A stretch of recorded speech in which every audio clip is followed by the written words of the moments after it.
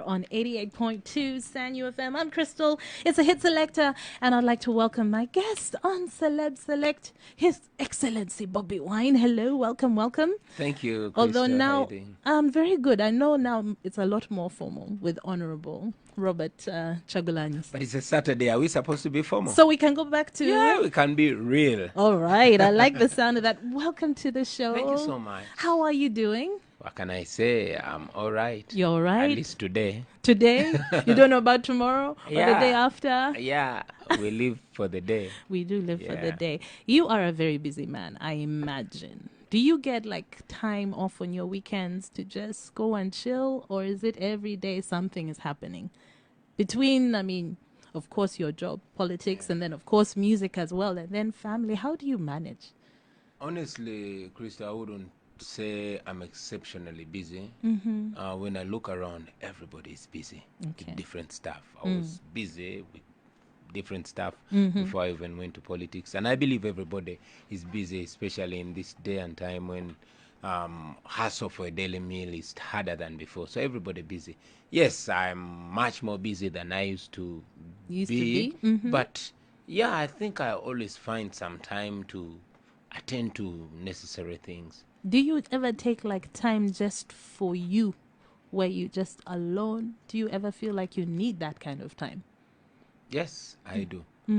Sometimes voluntary, sometimes involuntary, because not every time that I'm alone that I like it. Sometimes I'm just lonely. You know, there are those times when everybody's scared of the situation and they'd rather not be near you. Yeah, that's alone but undesirable. And then, yeah, those times when I just say like, okay, I need some meditation. I need to think about stuff, and I need time alone. Okay. Yeah. All right. So on this show, we want to get to know you better, know your story. You shared a lot of yourself, especially in your music, but maybe you can take us back to when you were born and where you were born. When I was born, I was not aware what was happening. Okay, where Yeah. ya? I was just told I was born in Koze Hospital. My mother was working as a midwife there. And then I started understanding when we were in Kamocha, in a place that used to be called Acholi Quarter, now called Chifumbira. And that's where I grew up. When I was in P2, my dad was released from jail that he had served since the Obote regime. And then my dad came for us and took us to Gomba. Okay. And that's where we lived until I was in senior one. And then when I went to secondary, I came back to town. That was a reintroduction to city life. Came back to Okay. Kamocha school, lived in Masaka with my granny. I've basically grown up around and about. Yeah. Okay, but one thing that people talk a lot about is your time in Kamocha. Even when I'm driving past with other people, they're like, "You see that house there? You see, that's the one." Yeah. Do you feel that your time there shaped you in some way? Yeah, a great deal. Of course, time everywhere shaped me. I never talk about my village life so much because it was not maybe as eventful as my Kamocha life.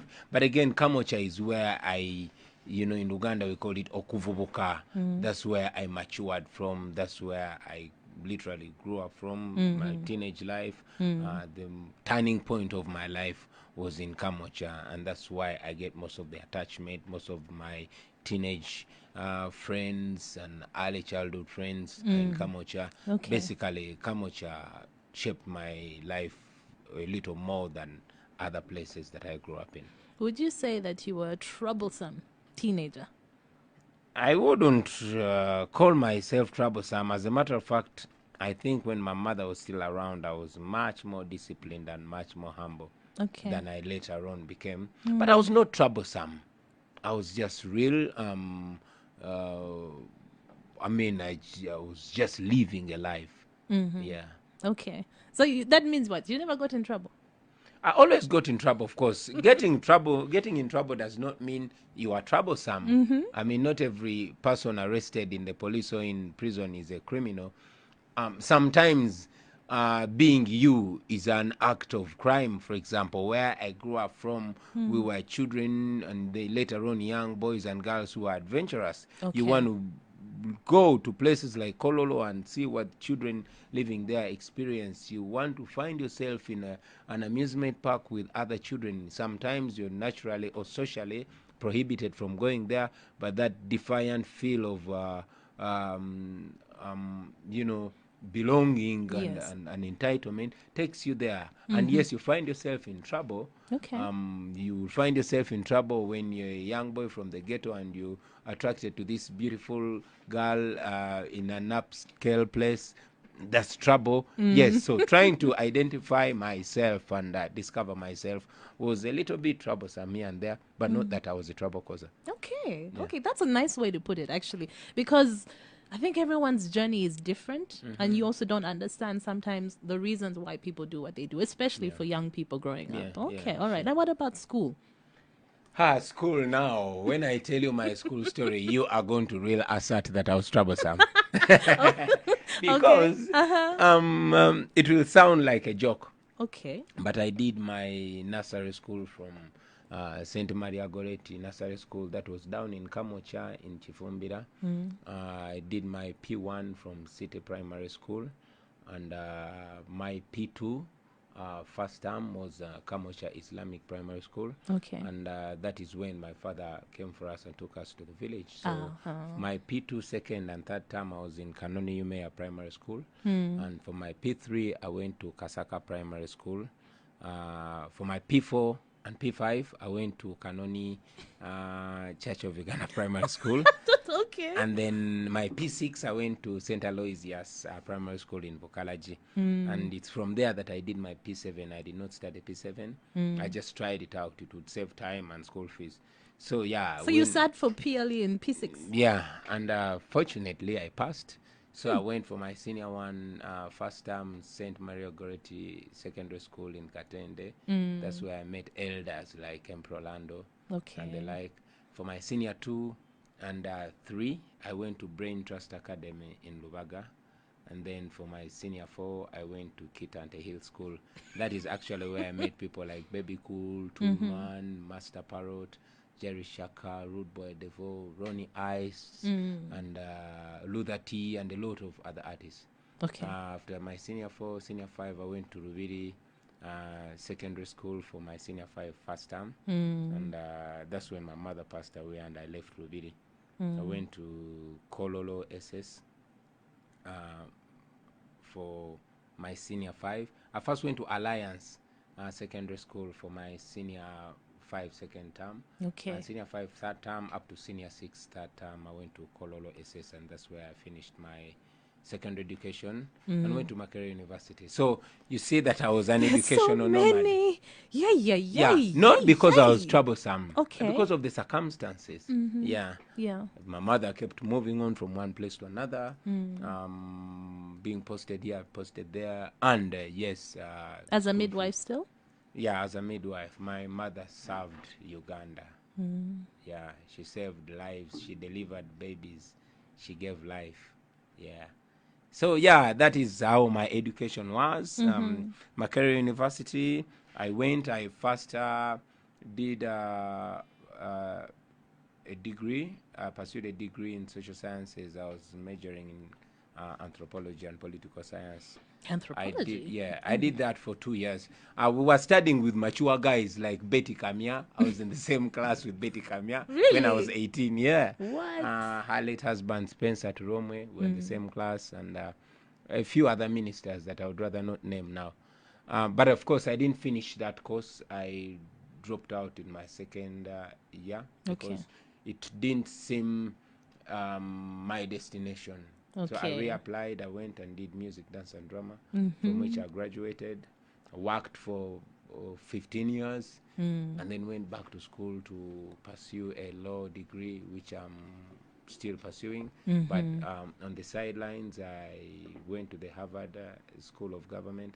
Yes, just recently. Of course, yeah. So education never ends. So it sounds like education also has just been part of your life. Like you believe I've that always it's important. wanted to know stuff. I've always wanted to know stuff.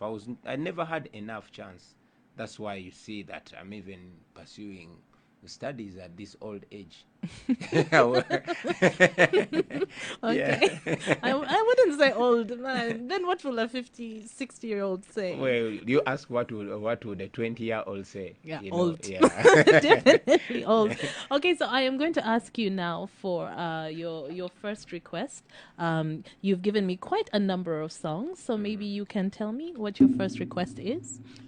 Yeah, there's this song I used to love so much. I still love it. It was sung by South African musicians way back in the days of apartheid. It's actually one of the reasons why I came to music, to be able to voice out the concerns So of it's one of the songs that gave you that. yeah, it gives me goosebumps every time I listen to it, and it's called Soweto Say No to Apartheid. Okay, here it is.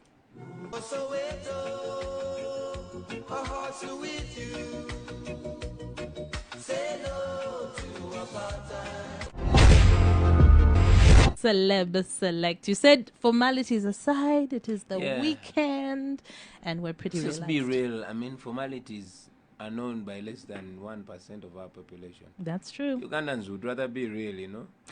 We would, but you know, the people who like formalities are super, super attached to those formalities, though. Yeah. If you've noticed.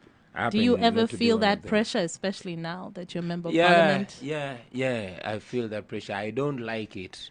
For example, in our parliament, I mean, you see people burning with their desires, but the rules of procedure and all that restricts you to a certain code and mode of communication, which is not representative of who we are. And yes, that comes even down to us. I mean, our mode of communication, if we had made life a little bit more informal, it will even ease on the creativity. You know, we would be more creative. We would be able to shape up the Ugandan style. You understand? Okay, I mean, people also say kind of the same thing about education as well. Our education system that it's too rigid. It is like so outdated.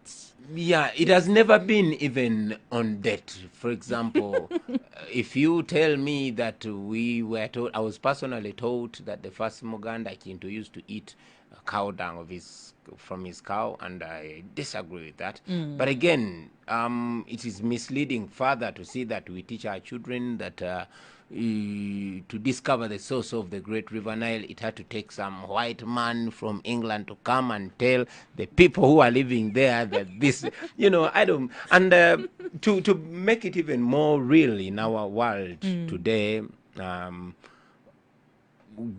child comes from senior 4, senior 6, or even university, and they cannot even make a bread or fix a broken switch. And that explains to you why we have high levels of unemployment. We are teaching people just to serve people, not to be creative. We are producing job seekers, not job creators. So our education system, it's wanting.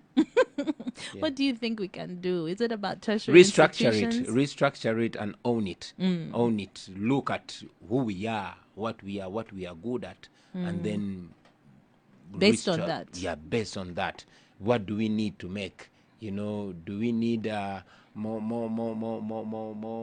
people who know about the Tennessee Valley Authority or the Canadian Prairies, or do we need more people to tap into what we have here in Uganda, and then find an education system that only sharpens us to use and develop what we have. Yeah. Let me take you back to your education. You gave us your history of all these different schools you went to because for most of the time you were moving around a lot. So were you performing? Your love for music, was it already there when you were in school? Yeah. I didn't tell you I was born into a music family. When I was born, there was a choir at our home. Actually, even the day I was born, I was told the choir performed. They always sing. I mean, there was that choir that at home that my big brothers, the Ediaways, the Chairman Inyanzis, and other beautiful and great sisters and brothers of mine that were singing so nicely. Although it was primarily Christian hymns that they would sing. They were always hired for funerals, weddings, and even parties. So yeah, that's a family I was born to. However, Would your mom sing in that choir as yeah, well? my mom used to sing in a church choir with Phile Lutaya. Yes, So yes, yes. she's the best discount singer that I saw in my life. Maybe because she was my mother. But That too. I was saying that music was running through the family, although mine was shaped later. When I was in music, played a big role in my education. By P5, I was the choir leader of the school that I was in. Ah, Yeah, and then, but again, when I went to secondary, I left the village. And when you just come from the village to town, your confidence levels drastically fall down. So I couldn't even sing those style in an urban school where the order was of the day was MC Hammer and Vanilla Ice, and I had to fit in. Every time you're singing a Christian hymn, no matter how nice your voice is, you're off. So yeah, when I came to the city, I also kind of got sucked in. However, my love went to the Jamaican style, the Buju Banton, yes. Shabba Ranks, and Bob Marley, and that, according to where I was coming from, was diversionary. It was rebellious to sing what my mom used to call music wabayai. You understand?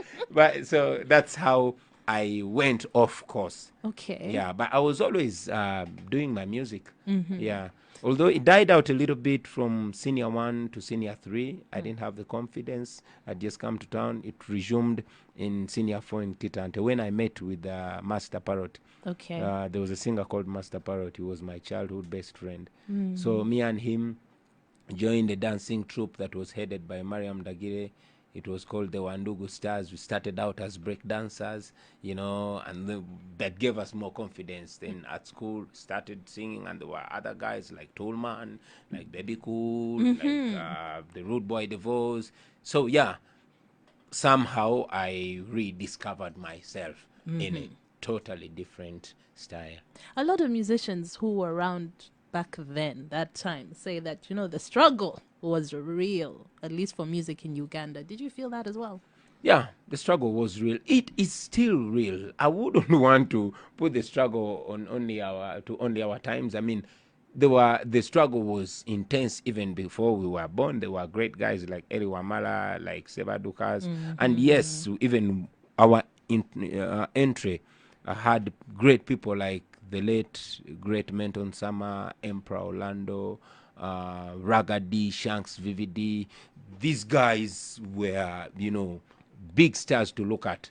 The Baby Cools, and then later on came in the Chameleons. These guys were good. We only came in because we saw that we could do what they do, or maybe do it in our own style, or introduce Slightly better. different. Yeah, but the struggle is always there. Of course, my generation put up a very, very big contribution because it was like a rebirth.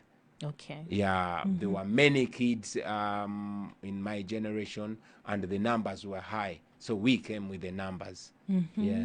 Okay, all right. So I remember one of the first times, I don't know if you remember, but pretty much the first time I met you was around the time you did Funtula, that song. Funtula.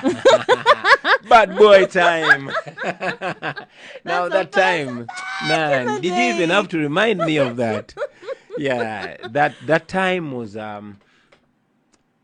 I would say that was also a turning point of our music. It Yeah. was, in my opinion, the most aggressive period in our Why do you say that? Why? because now that was both a very creative time and very competitive time.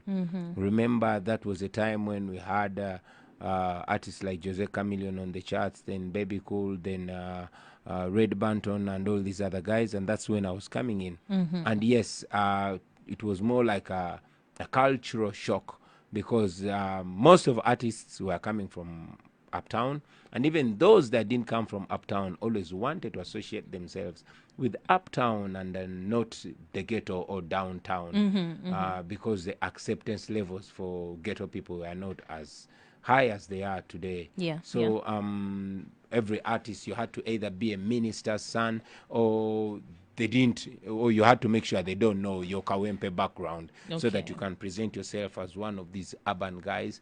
And yeah, that's when we had cool rappers like Navio and you know, family and place where you live had Okay. a bearing on you. Now here comes this ragtag guy from Kamocha, and is not afraid to say it's from Kamocha. And yes, I won't say I was indisciplined, but I was so radical that I would make use of my voice and my punches as well. And that opened a whole new chapter of struggle and Yeah. aggressiveness in our industry. Sometimes I look back and I'm like, man, how did I grow through those days? Yeah. Yeah. Okay. So that was a turning point in your life. Yeah. All right. Now I'm going to ask you for your second song, then we shall come back to that. Okay. Your own song. This one, Situka. My own song. Yeah, I rarely request for my own songs, but then there's some songs I do and I wonder how I did it. Songs that I don't write but just go to studio and flow spontaneously. And among those songs is a song called Situka or Get Up. I hope it inspires people out there as much as it inspires me. Your own song inspires you. Yes. I love that. Okay, so here it is.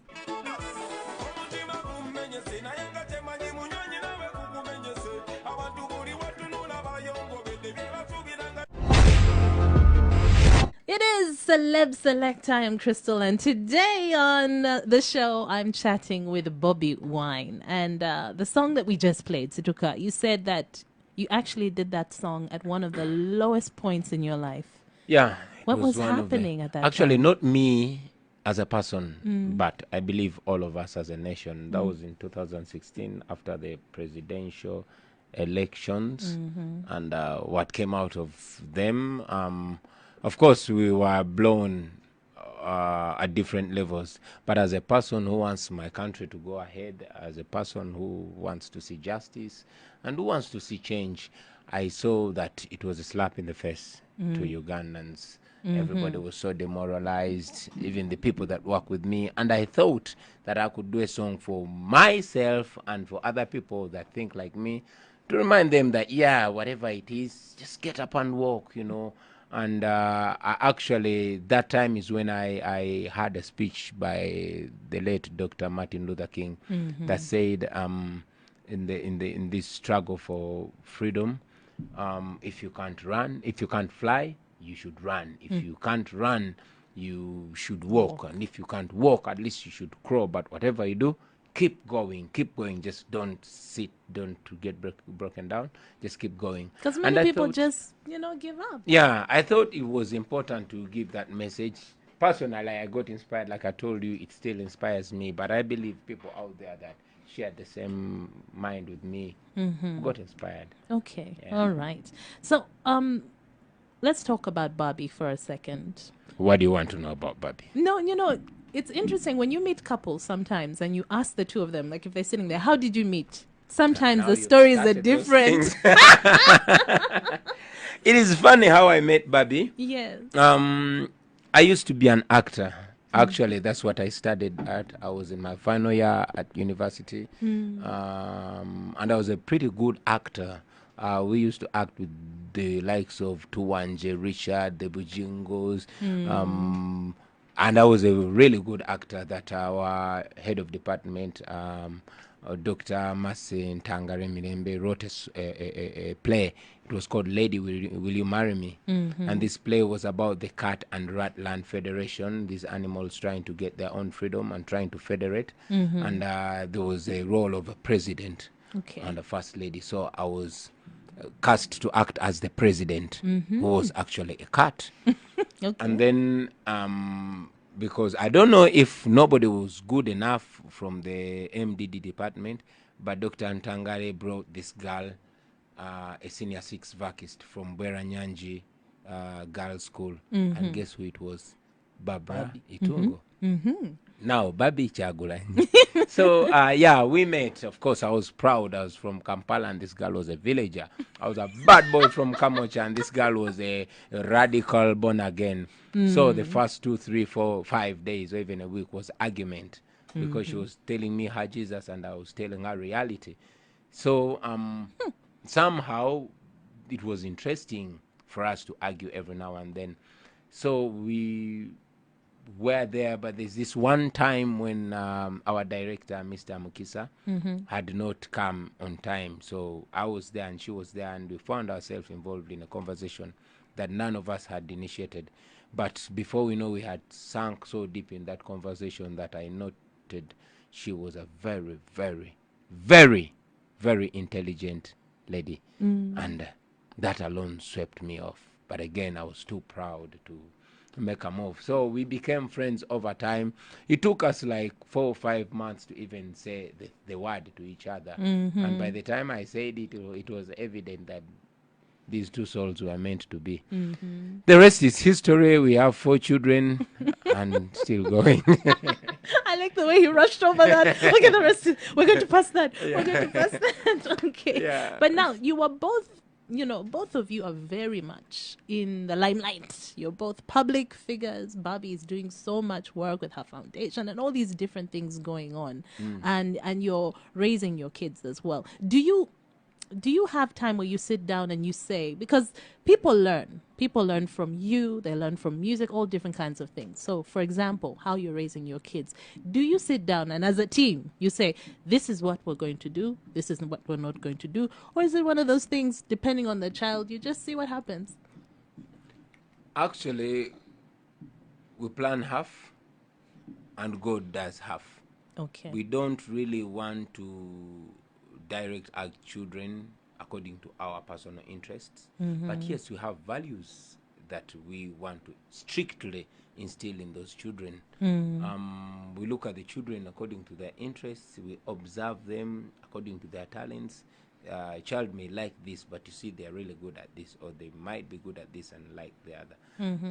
So yeah, as young parents, we also are on a learning course. Our parenthood is learning on the job. Yes, yes. Yeah, sometimes we teach our children, sometimes our children teach us.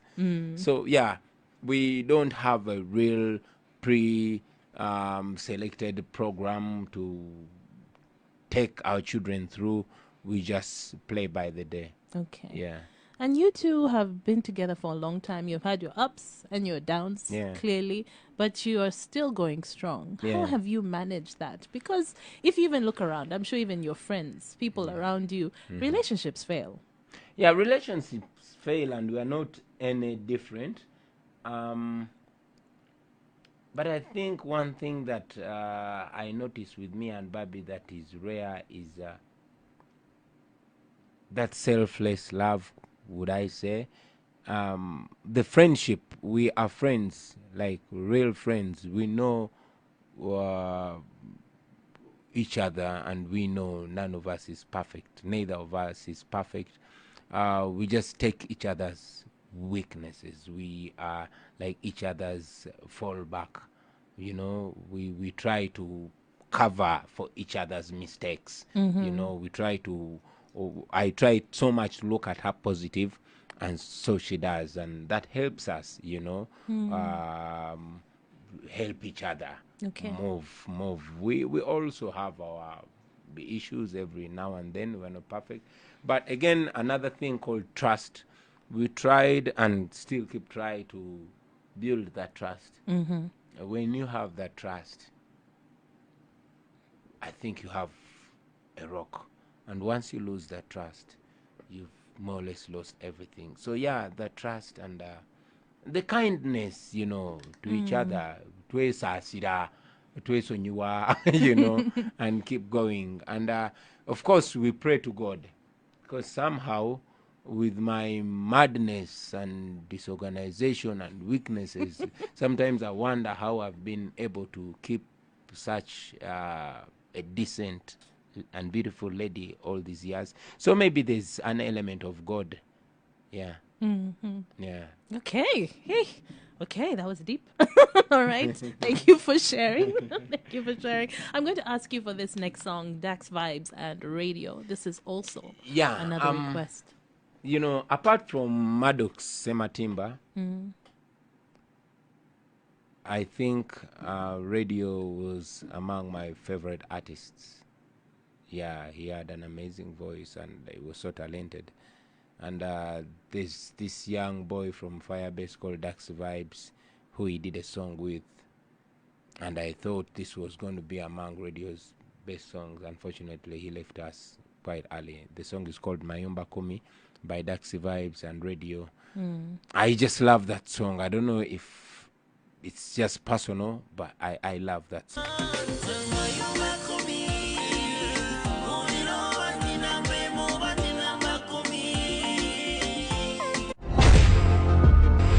I want to just take you back to something you said. You mentioned when I brought up back in the day, Funtula, you said, oh, those were days where even you used to talk a lot with your fists. And I guess it's one of those things. Do you feel that sometimes, in some cases, violence might be necessary to get a message across? No, absolutely no. From the reading of history, violence has never been the answer. Violence only creates more violence. One wise man said, "We only resort to violence when our minds stop working." You know, violence has never solved any problem, and even when we think it solves problems, it's just a memento. So I don't believe in violence. I believe apart from violence, we have multiple options. Yeah. Okay. There's so many different ways of resolving different situations yeah. because we also just briefly talked about radio passing on. Yeah. And for a lot of musicians and artists, it's something that, tends to come up every now and then, that they're fighting here, fighting there. What are your thoughts on that? Well, unfortunately, we the artists are a center of attention in most cases, that whatever we do, even if other people do, we tend to portray so much on us. Yes, we've been involved in many acts of violence like other people, but like I said, we attract so much attention. It plays out a lot on us. But violence does not identify us as artists. Talent identifies us. We do more creativity than violence. Yes, Yes, we've seen a few artists fight here and there, myself inclusive, back in the years. But we've also seen artists inspire people back every now and then. We've seen artists make us proud every now and then. So I wouldn't really attribute violence to us because it does not identify us. But even the few times that we've been involved in violence, I think we are only human beings that learn from things. The things that we do, all other people do. Although so much attention and media is on us, but again, we tend to outgrow it. It's unfortunate that we lost a brother in the violence, but we've also lost many people. Even the leaders that lead us today came in with violence. So why don't we attribute violence to them and attribute it to artists? Yeah. That's a good point. That's a good point. Now, let me just take you back to your ghetto days. And you say, when you were starting out, you embraced your background and you're like, this is who I am. Yeah. When you look back at that time, what are some of the hardest things you remember from that time? The memories that you've held on to and you're like, how did we get through this? The fact that we just had to disrupt the status quo to be recognized. You see, it was almost official that a guy from my kind of background was not supposed to be listened to. I remember one time I was on stage and there was a radio presenter called Shanice. She came and actually chased me on stage in Munyonyo because I was a ghetto. You'd say, no, this is not for thugs.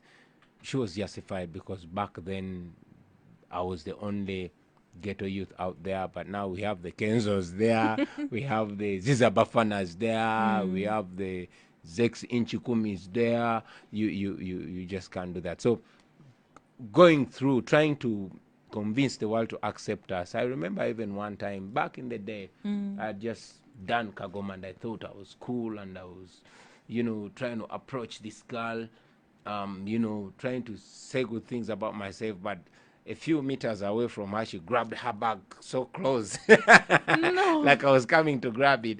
So yes, there was that stereotype about ghetto people that was so hard to break. And among the achievements that I count on myself and my friends through that time was to break that paradigm and to make people like us acceptable in the so-called corporate society. Okay. Yeah. Yeah, okay. Is there anything you look back and you miss from those Yes. days? Yes. I miss the freedom.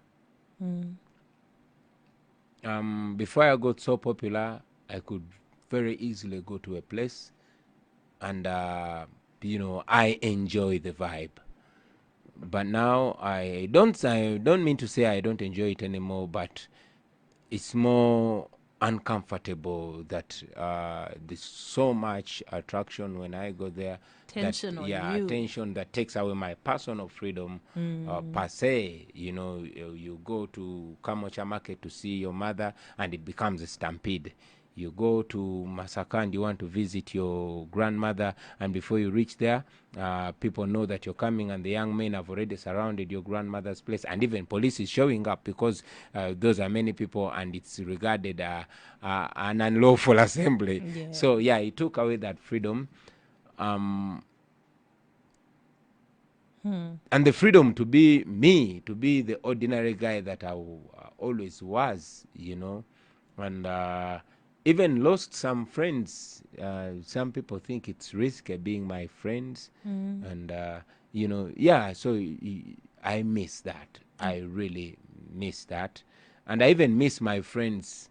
Some of the guys that I started out with, people like Master Parrot, people like Butcherman, people like Toolman. Sometimes you look back and you remember it was so much fun being carefree, being a young man, and being free, and having that sense of accomplishment. Having come from the ghetto to where we are, it was more of accomplishment for a long time until I realized that, okay, now we are here, but again, we need to go somewhere. You And need I to move started forward. onto another journey, which journey many of my peers and my friends did not embrace and stayed in their comfort zone. So I miss them, but again, one has to do what he was destined to do. Yes, that's Yeah. true.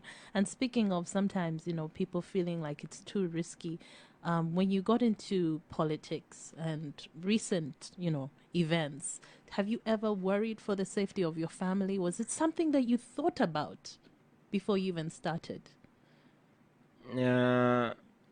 Yes and no. Okay. I knew what I was doing was right.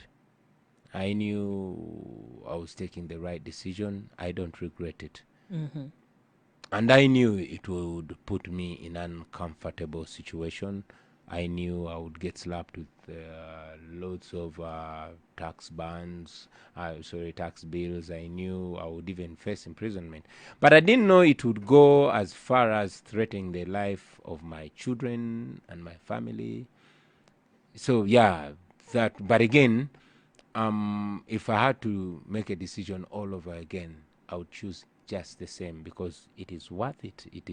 That's what I believe in, and if I must face the consequences, so be it. Yeah. Okay. All right.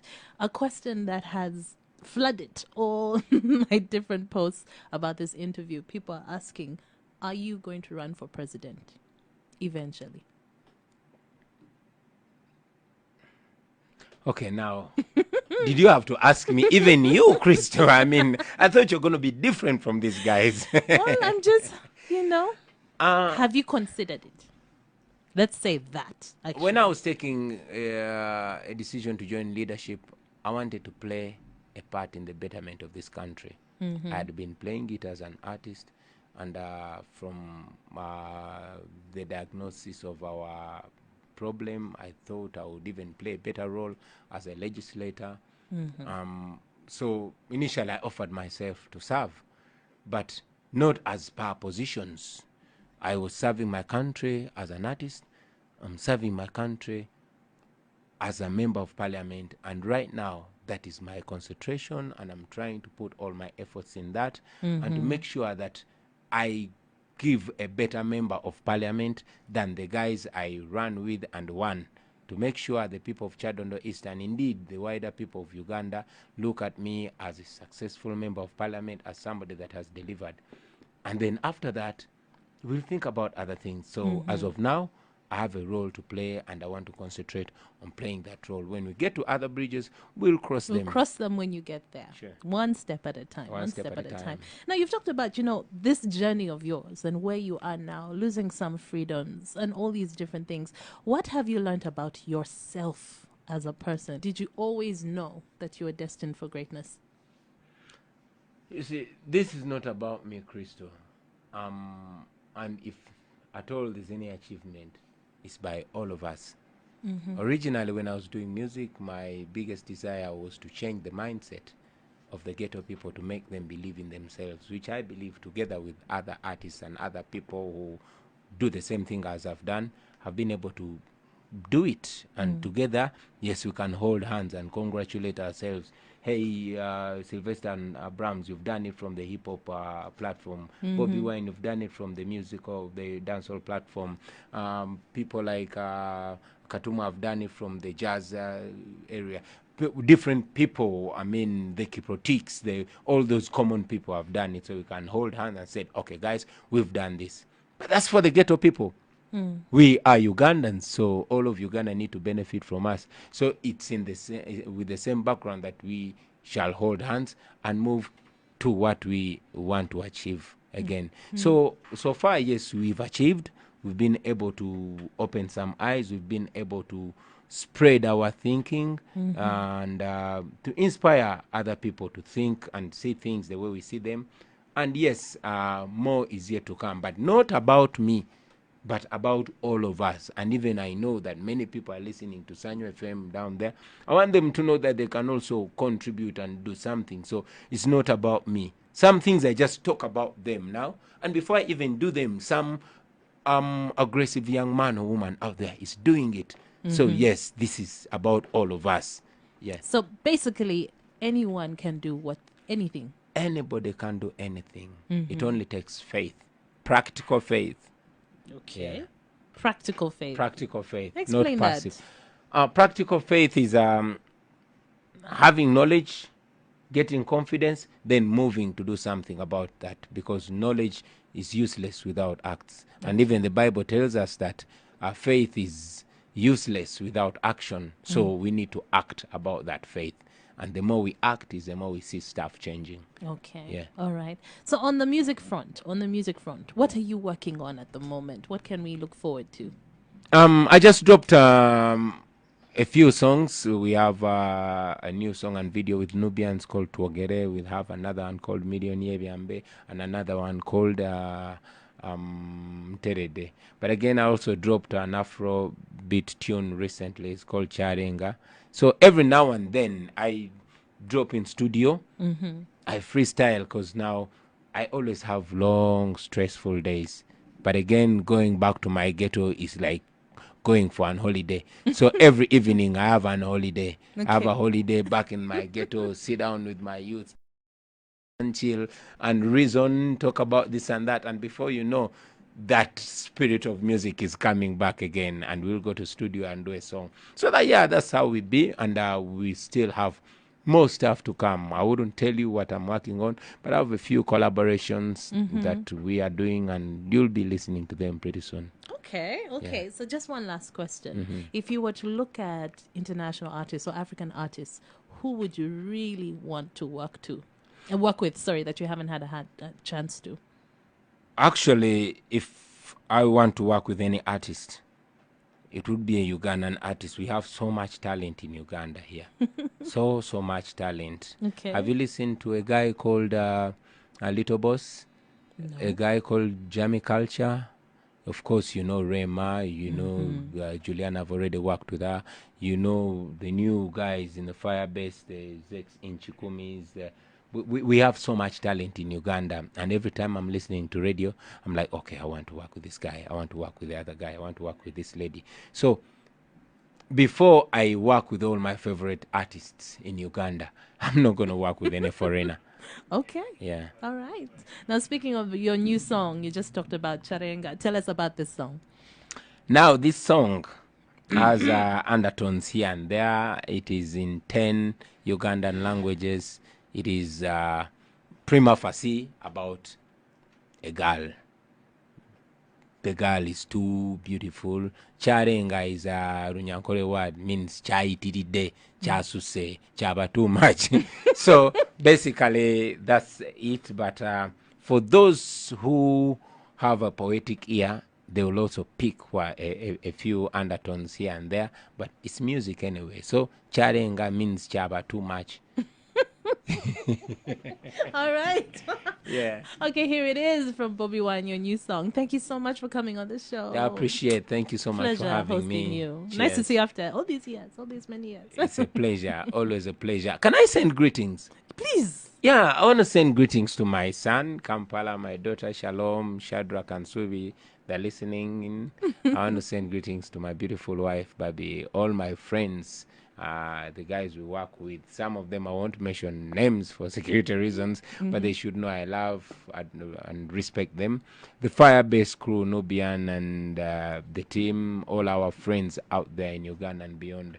We love and appreciate you. And we are here because of a combined effort. You see, Crystal, many times you see me or the guys I sing with the spotlight focused on us, and you tend to think that it's our effort alone, but this is a combined effort of so many people there, the unsung. So every time you see me fly, just know these guys are the wind beneath my wings. And every time I get an opportunity, I want to salute them and tell them I am because we are, and we are because I am. So God bless you. All right. Thank you so much for the show, for coming on. Alama.